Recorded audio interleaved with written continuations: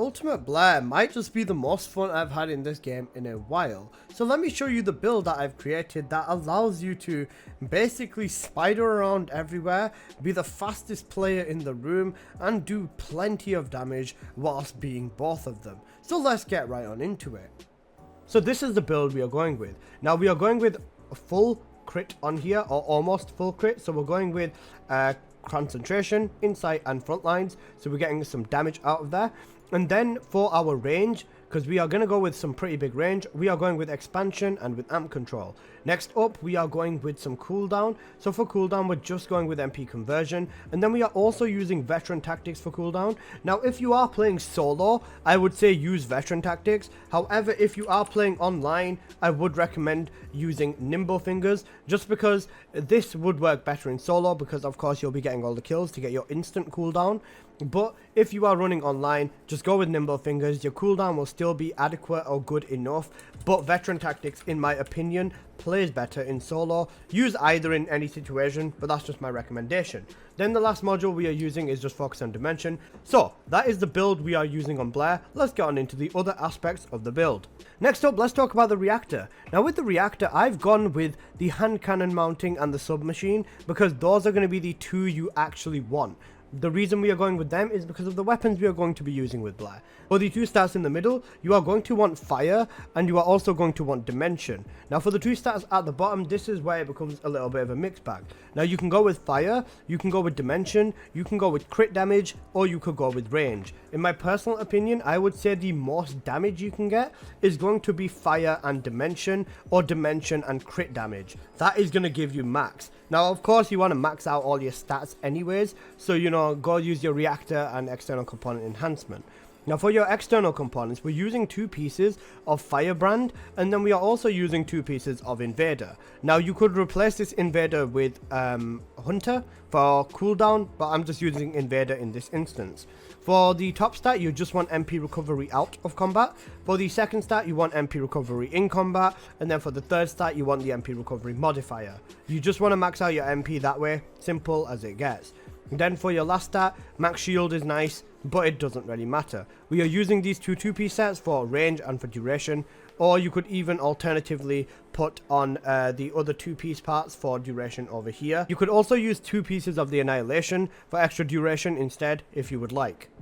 Now let's go on over the weapons. Now for the weapons, there is 2 weapons or 2 types of weapons you are going to need. Number 1 is going to be a speed stat stick.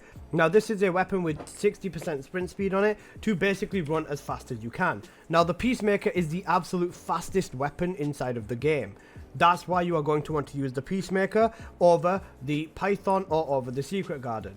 Now I've heard people be like, nope, Secret Garden's better, but if we put the numbers side by side, even on a Secret Garden with 58 sprint speed, you can see the movement speed over here is 540. That is slower than the Peacemaker's movement speed of 630, meaning you are overall moving faster with the Peacemaker, so you should be using this one instead.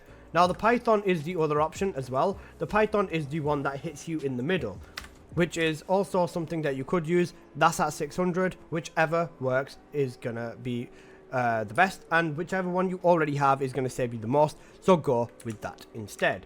Now let me talk about the 2 types of weapons, as I did mention.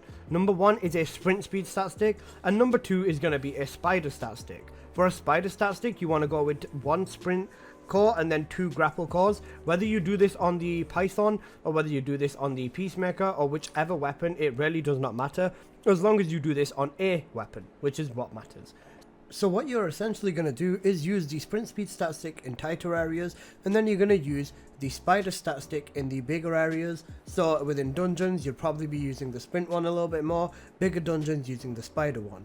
Then just to basically finish this all off in terms of loadout, I just use the malevolent with the chill setup, just like the one from Purge, and I will just use that to delete the bosses at the end of the mission, making sure my one ability is still active for the fire everywhere, and then that's basically it. So that is essentially the last bit, and then the arcade tuning tree is over here. So this is what you're going to want to run on the tree. Now with the tree, this is as simple as it gets, just for some extra HP, bit of MP recovery modifier, go down and across up to power, and finish it off with some cooldown. So that's the tree, easy as it gets. So let's talk about the actual gameplay of Blair. So let's get on into it.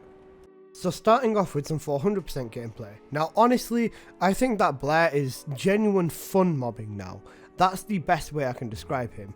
Even with these crits everywhere, my damage isn't the highest numbers in the world, as you will see. However, it still absolutely rips everyone apart. Now, I was using the sprinting stat stick, now I've switched on over to the grapple one. Now with the spider grapple, you can see me just flying everywhere, and the best bit is that this fire trail does still cover the ground when you grapple over it, meaning spidering with this build is a viable option in getting a ton of damage everywhere. So let's wait for this one mob to die. I thought I was holding the malevolent, so give me a second. I'm missing my shots, this is horrific. He got caught by the fire, he's dead. But this is still a very viable option, and honestly I do think that this is a fun way to play.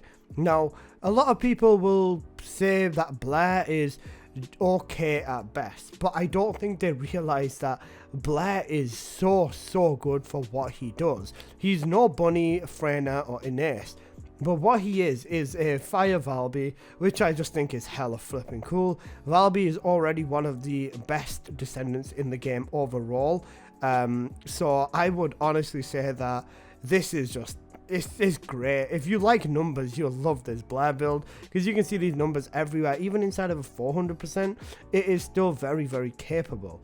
Now I would say that let's skip ahead to the boss fight so you guys can see how this Blair performs in the boss, but we've only got a few trash mobs to deal with and we'll be in the boss fight anyways. So let's thug the rest of the gameplay out.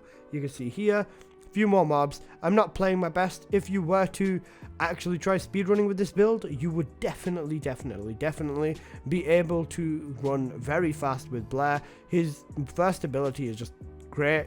I just thought I'd use his third ability for the one time here, but you know, let's actually go on into the boss fight now. So with the boss fight, like I said, I just use the Malevolent, so that is the choice of my weapon. Just use the Malevolent to delete each one of these bosses individually, and then you're good to go.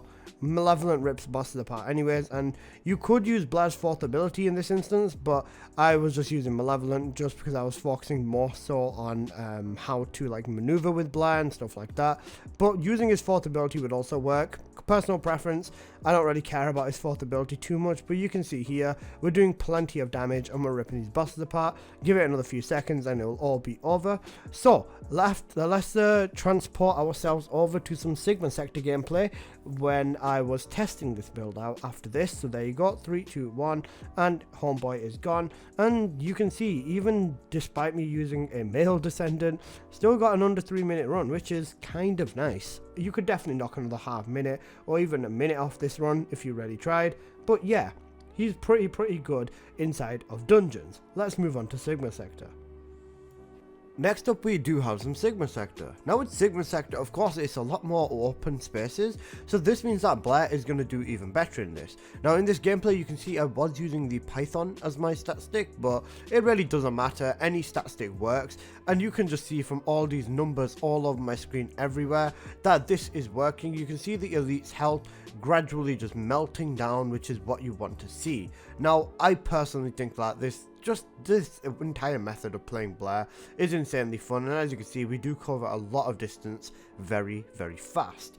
Sigma does have a crippling weakness to fire, so this is a very good showcase for Blair, but if you were to go up against enemies that do have a lot more resistance to fire, this would still hold up. As you can see, 100k everywhere essentially, which is pretty good, and not to take into account the fact that, you know, you're basically Valby. You know, this is great. I freaking love playing Blair in this way, specifically just because I like my movement. I'm a bit of a fanatic, and honestly this just makes it so that you actually have an option to do this with a Descendant that's not a female for once, which is something that's quite big in this game. But yeah, let's fast forward a little bit more and let's take care of some more mobs. Actually wait, we're coming to a section where we are going to get a lot of mobs anyways. Let's just keep running this, but after this one I will skip over to the Sigma sector bosses. You can see here, even once I just dive in, takes care of everything. Then I just use the third ability to pick up off of the trash, and then just a little bit of AoE issues with this, because honestly I think that the third ability lacks range, which is very strange, because even at a level 3 I just feel like it doesn't have enough range. It should have a little bit more range going forward and out instead of just to the sides. Anyways, let's just delete some of these mobs as well. You can see here, as soon as they're spawning in, just absolutely rip them apart with the fire. Easy. If you love your numbers, that's it. Anyways, let's skip on over to the boss fight. So, for the boss fights, you pretty much expected this. Blair rips everything apart, and even Pattern Elias and everything else, he's nice and easily able to delete them with his fire abilities, or if you use the Malevolent, that will also work. It's just a waiting game really. Damage is not an issue with this build. However, I would recommend not using this build in like level 100 of Purge, because of course you're going to need to build significantly different for that. But this build for time being, up against normal mobs and just for general mobbing and stuff, is great. You're not going to have any issues. Even in dungeons, you're not going to have any issues. It's a really fun take on Blair, which is, it was honestly better than I was expecting. But yeah, that's basically been this video, guys, and I hope you've enjoyed. If you did, please do smash that like button, and if you're new here, please do consider subscribing. I make plenty of videos on the first Descendant, and if you have anything you want to see, leave it in the comments and I'll do my best to make it. But yeah, I'll see you in the next one. Peace!